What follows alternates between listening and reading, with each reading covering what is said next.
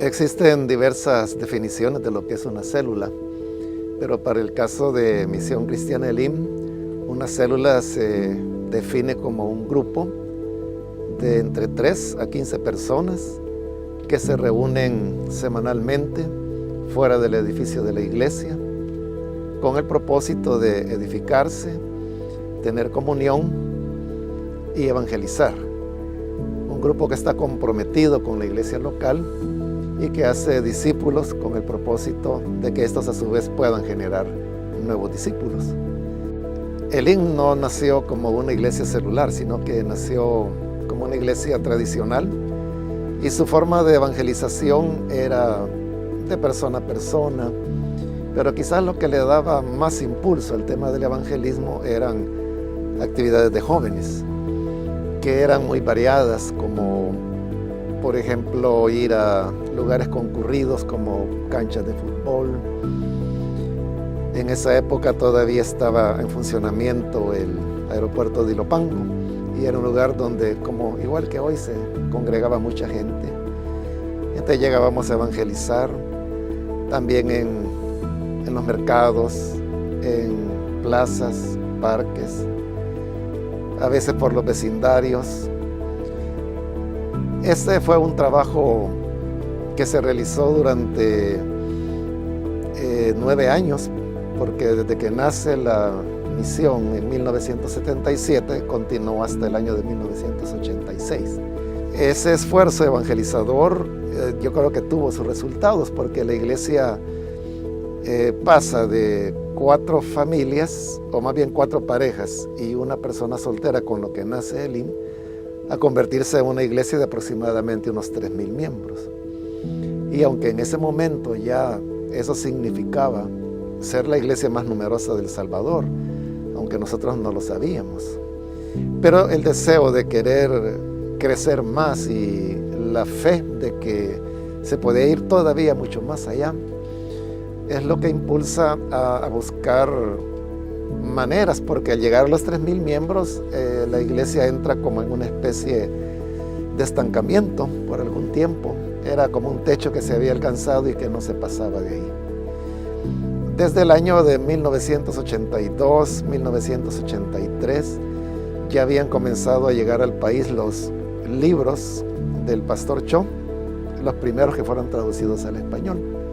Estos libros son los que nos permitieron entender 2 cosas. Primero, que en Corea del Sur había una iglesia muy grande, que era ya la iglesia más grande del mundo en ese momento. Y segundo, que el método de crecimiento que ellos tenían era a través de las reuniones en las casas. Pero eso era todo, no teníamos mayor información. Y teniendo ese conocimiento, el tiempo continuó pasando. Yo diría unos 3 años más hasta que se llega al año de 1986, cuando quien era el pastor fundador de la iglesia en esa época es enviado por los ancianos a Corea del Sur para que vaya a conocer la iglesia y tal vez a recibir alguna información de cómo se hacía el trabajo. Cuando él vuelve, no traía mucha información en realidad, pero traía algo más importante, que era la pasión, el entusiasmo, el hecho de saber que sí era posible avanzar más. Y es así como en septiembre de 1986, finalmente la iglesia en Soyapango hace la transición de ser una iglesia tradicional para convertirse en una iglesia celular. Cuando se hace la transición, en el año de 1986, fue necesario hacer ciertos cambios radicales, diría yo, en ese momento. Y el más importante, diría yo, es que se rompió lo que por 9 años había sido el programa de actividades semanales que la iglesia realizaba, que era culto todos los días, de domingo a sábado, con excepción del día miércoles, que era el único día que no había ninguna actividad. Al adoptar el modelo celular, en primer lugar se tuvo que cerrar el culto del día sábado, que era uno de los cultos más asistidos después del día domingo, precisamente porque el sábado se iban a realizar las reuniones familiares, como se le llamaba en esa época, y que posteriormente nos estandarizamos a utilizar el nombre de células como se hace actualmente en el Movimiento Celular Mundial. Y luego hubo que cerrar también el día jueves, que también era de culto en esa época, para convertirlo en el día en que se iba a dar la reunión de planificación en la casa. El lunes no se cerró propiamente, era un culto de oración, siempre siguió siendo un culto de oración, pero ahora con la peculiaridad de que ahí se aprovechaba para reunirse con los primeros líderes. La gente recogió o recibió estos cambios de una manera muy entusiasta, porque se creía que este era el método que iba a permitir a la iglesia superar ese techo al cual se había llegado. Pero en general la aceptación fue con mucho entusiasmo y con mucha expectativa de lo que iba a suceder.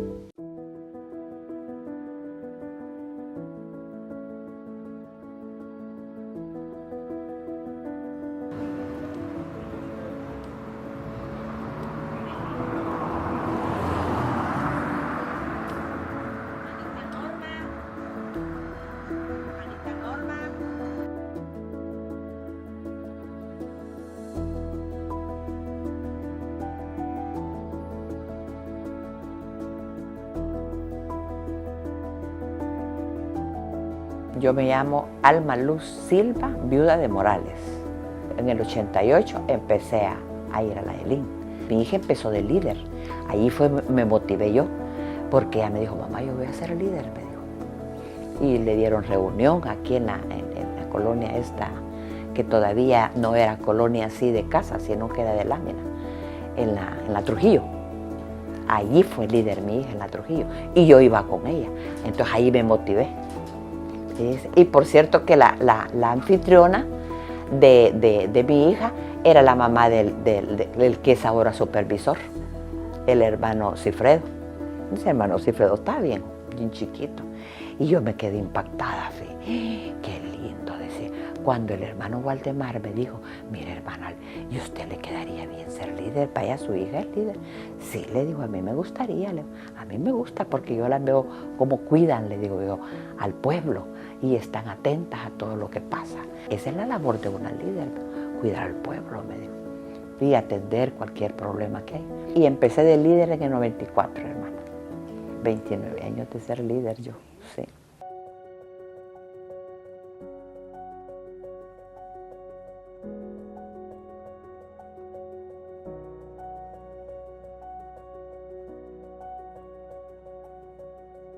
Mi nombre es Jaime Nicolás Mejía y soy líder desde hace 25 años por la gracia del Señor. Cuando conocí al Señor, yo venía pero tan feliz y hablé con mi padre y le dije, Padre, he conocido al Señor y deseo que en nuestra casa se haga una célula. Y él, recuerdo que muy amablemente me dijo, hijo, me tocó y me dijo, cuando tengas tu casa, pones tu célula.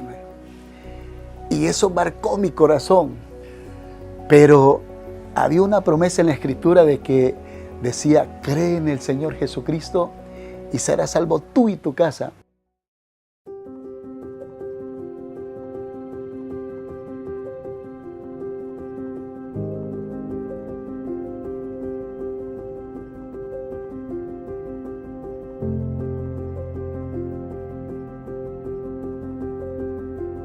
El Señor me llamó cuando estaba bien joven, tenía 26 años.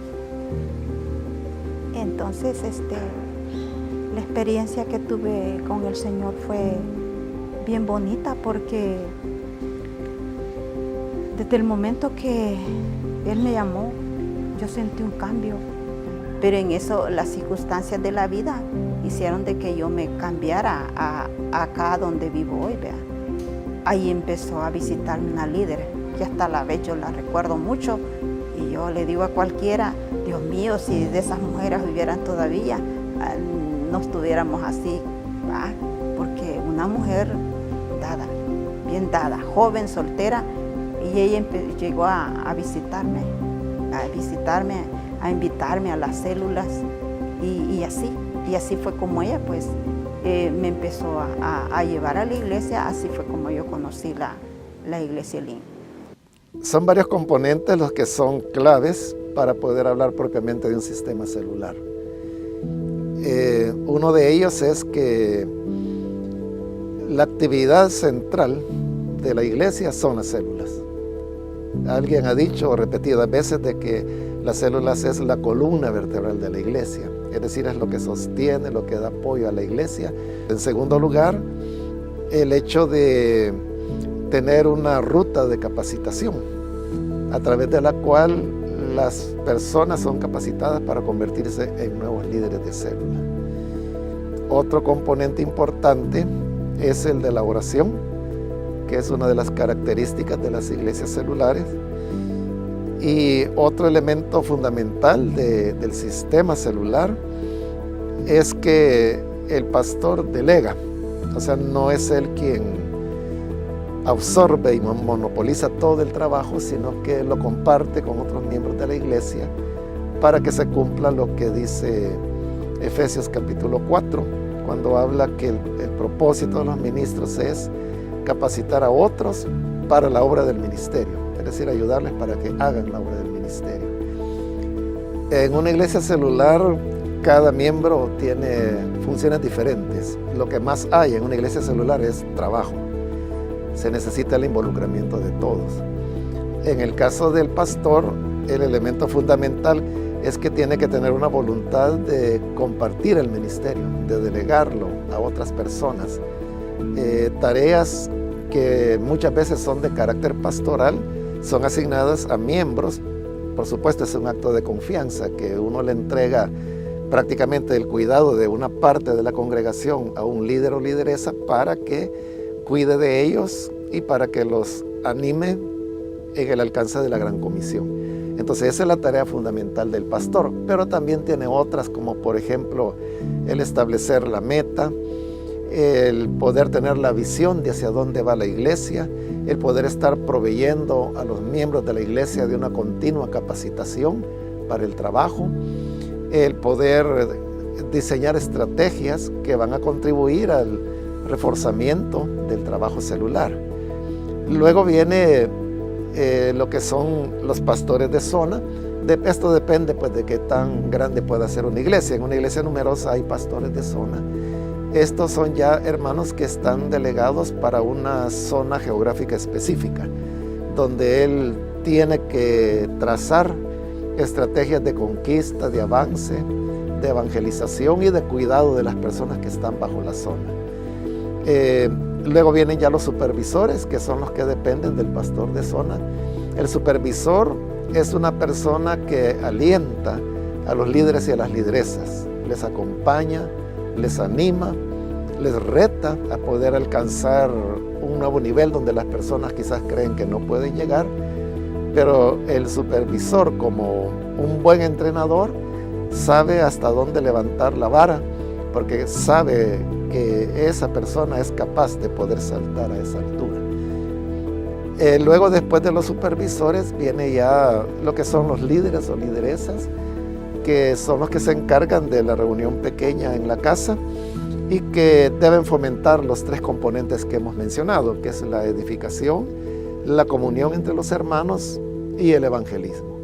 Y luego está el anfitrión, quien es la persona que abre las puertas de su casa para que ahí se pueda hacer las reuniones, tanto la de planificación como la de célula, y que juega un papel trascendente porque siendo el propietario de la casa, está en mejor posición de poder invitar a personas diciéndole le invito a mi casa, que el miembro común que tiene que decir le invito a la casa de otra persona. Entonces es un poco más complicado. En cambio, el anfitrión tiene la ventaja de que está invitando a su propia casa y por eso juega un papel muy importante en el tema del evangelismo.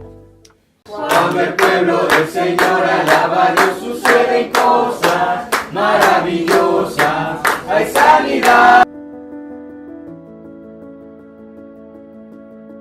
Yo era anfitriona y tenía una líder buenísima, que ella salía conmigo a invitar y las motivaba a la gente, pues. Y venían a la reunión. A mí se me llenaba aquí la casa feliz. Fíjese que habían como 20 personas 15 a 20 veces no me cabían en la casa. Estaban paradas allá afuera porque no cabían. ¿Sí? Gracias al Señor, fíjese. Sí. Creo que ser líder, hermanos, es algo que es una responsabilidad bastante grande delante del Señor. Y para mí es algo muy fundamental el poder servir al Señor, el poder estar en la obra del Señor, el poder guiar a las personas, a los jóvenes, a las familias.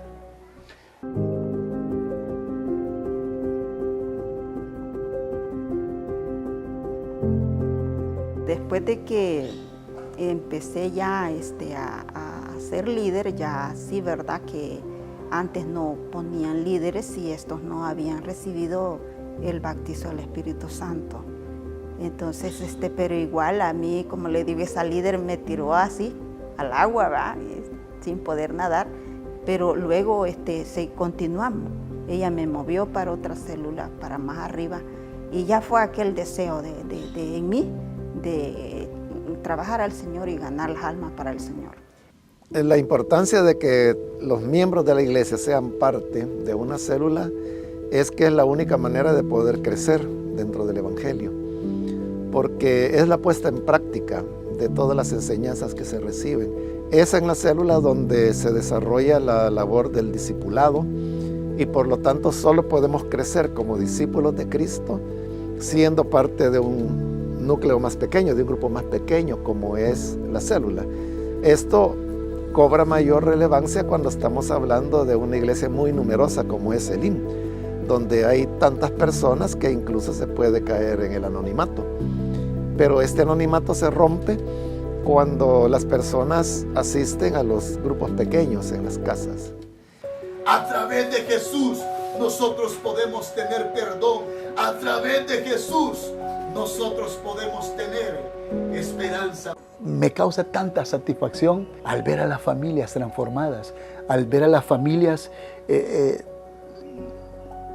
que los sacamos de una situación difícil y ahora en el Evangelio pueden encontrar paz, pueden encontrar nuevos objetivos en su vida. Me da tanta satisfacción y nosotros hablamos con mi esposa que realmente nosotros tenemos un llamado vitalicio, me dice mi esposa, y ese es el deseo de nosotros, ver a las personas cambiadas para Cristo, ver a las personas restauradas, ver a los jóvenes no sumergidos en la droga, no sumergidos en el alcoholismo, sino ver jóvenes productivos para la sociedad y para el Señor también.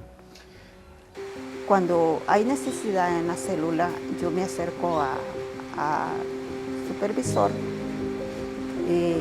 luego o a la encargada de que está de recoger, digamos, las canastas de víveres que tenemos. Entonces yo le digo, mire hermanita, fíjese que en mi reunión hay 2 personas con necesidades. Entonces, gracias a Dios, se le ha ayudado. Los valores que sustentan el trabajo celular, en una palabra, serían los valores del reino de Dios. Y estos valores son los del servicio, el amor, la humildad, el desplazamiento del yo para que sea sustituido por los demás. Es decir, velar más por el otro que por mis intereses personales. Esos son los valores fundamentales. Cuando hay esos valores de servicio, de atención a los demás, esos son los elementos claves sobre los cuales se va a montar lo que es ya la metodología del trabajo celular. Por el contrario, ustedes se han acercado al monte Sión, a la Jerusalén celestial. Fíjese que yo tengo una niña que me ha estado hablando por teléfono y ella está en Estados Unidos, Moraya. Yo la iba a traer allá al otro pasaje. Una niña chiquitita, a los 11 años se bautizó. Y mire, nunca dejó de venir y siempre, Morayita, vamos. Ahí voy, hermana, ahí voy, hermana. Y ahora me está hablando de Estados Unidos. ¿Se acuerda de mí, hermana? Sí, Moraya, le digo yo. ¿Y qué pasa? pasaba, me. Hoy estoy en Estados Unidos y tengo reuniones en mi casa, me. Yo me acuerdo de usted, hermana, me dijo, porque usted cómo nos motivaba, me dice, fíjese. Yo no tengo duda que es el trabajo celular el que ha permitido la expansión de la misión Elim en otras ciudades del país como también en el extranjero, porque el esfuerzo misionero, voy a decir, de la misión Elim es bastante modesto y sin embargo tiene muchas iglesias en el extranjero. La mayor parte de la misión hoy está fuera del país, pero no fue porque la misión o la iglesia estuviera enviando hermanos misioneros que fueran a abrir nuevas iglesias, sino que simplemente son hermanos que migraron por razones diversas. Los primeros pues fue por la violencia de la guerra, luego otros fue por querer superarse económicamente, encontrar oportunidades que no hallaba en el país. Y cuando llegaron a estas ciudades no encontraron una iglesia Elim, fueron a congregaciones que ya existían, pero que eran de modelo tradicional, no eran celulares. Entonces no se sintieron a gusto y entonces hicieron lo que ya hacían en El Salvador, y es comenzar a reunirse en su apartamento, comenzar a invitar amigos, y así esta célula se multiplicó en 2, luego en 4, luego en 8, hasta que llega el momento en que se constituyó en una filial. Así es como han nacido la mayor parte de filiales nuestras, no solo en los Estados Unidos, sino que también en Europa, y ahora como una ola que viene de regreso de los Estados Unidos, se están abriendo nuevas filiales en México, en Guatemala, en Nicaragua, en Sudamérica, que son personas que habían ido a los Estados Unidos, allá conocieron el Elim, allá conocieron el modelo celular y ahora por diversas razones vuelven a sus países y vuelven a continuar con el trabajo. Entonces es como misiones en una segunda instancia, diría yo, porque viene ya de regreso de nuestras iglesias en los Estados Unidos. La célula debe adaptarse a las condiciones del país donde se desarrolla o a las condiciones de ese vecindario en particular donde las personas viven. Yo recuerdo que uno de los primeros cambios en estas adaptaciones del día se dio en nuestra filial en Bélgica, en Bruselas, porque sucede que al menos en Bruselas, no sé si en toda Bélgica, por ley, las personas el día miércoles trabajan hasta el mediodía, entonces tienen la tarde libre. Y esa ley fue establecida por las autoridades belgas para que las personas, los padres de familia sobre todo, tengan tiempo para compartir con sus hijos. Entonces los hermanos trasladaron la célula al día miércoles precisamente porque es el día en que Bruselas, como está dividida en provincias, no sé si en las otras, ¿no? Pero en esta provincia todas las familias están en casa, es como el día de la familia, entonces hay que acoplarse a lo que resulte más conveniente para todos.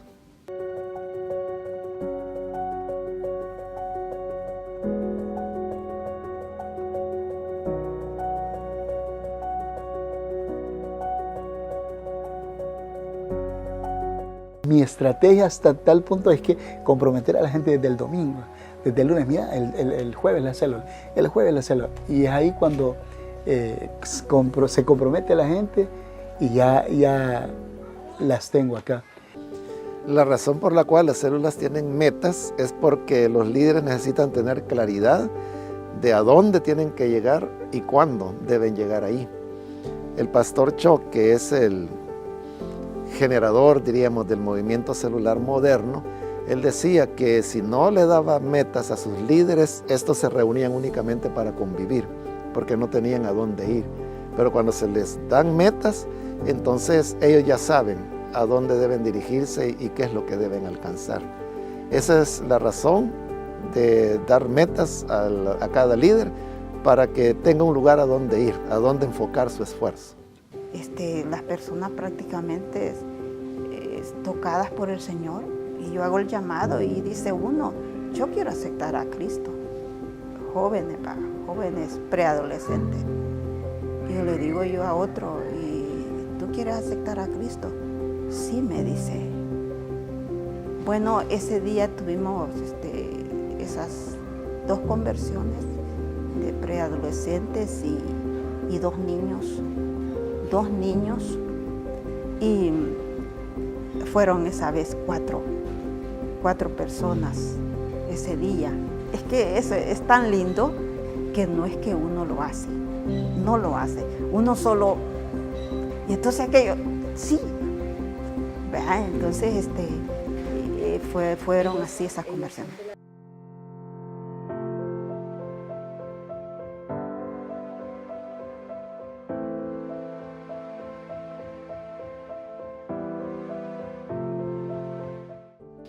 Es la razón por la cual pensé en estimular a los líderes y lideresas que alcanzaban la meta de conversión, fue porque Elim es una iglesia numerosa y cuesta en realidad que las directrices que se dan desde el púlpito puedan ir bajando y siendo asimiladas por la congregación.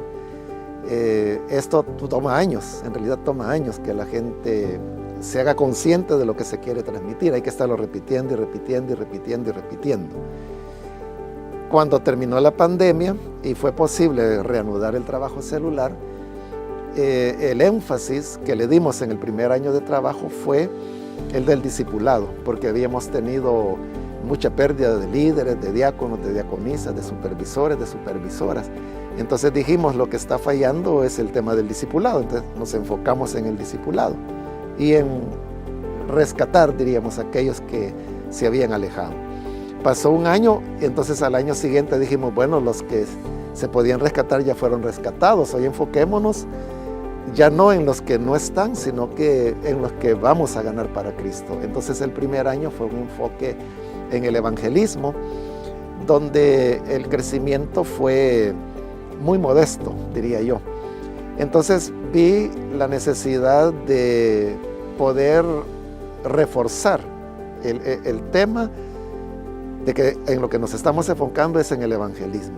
Por eso es que en la siguiente conferencia celular, aunque ya se había dado el énfasis del evangelismo, se volvió a repetir por segundo año con el propósito de recordarle a los líderes y lideresas que nuestro énfasis fundamental es alcanzar a otros para Cristo. Y acompañando a este énfasis, pensé en poder estimular a los líderes y lideresas que sí están alcanzando la meta, porque al preguntar que si la meta es realizable, todos los hermanos con quienes yo he hablado me dicen, claro que sí, es realizable, pero el hecho es que no se estaba alcanzando. Entonces hacía falta algo adicional para que la meta que ellos mismos expresan que es realizable se pudiera realizar. Y así fue como pensé en estimular a los líderes, pero hacerlo de una manera pública. Y pensé que hoy, a través de las redes sociales, la mejor manera de hacerlo es como lo estamos haciendo.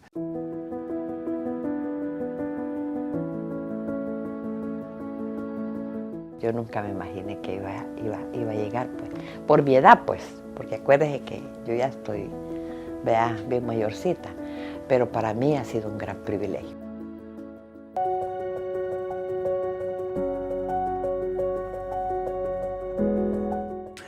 Un total privilegio de parte del Señor, hermano, porque es algo que no merecemos, que Dios por su gracia, Él puede poner a otras personas más preparadas o pueden estar, pero más sin embargo a uno lo llama y lo escoge por su misericordia.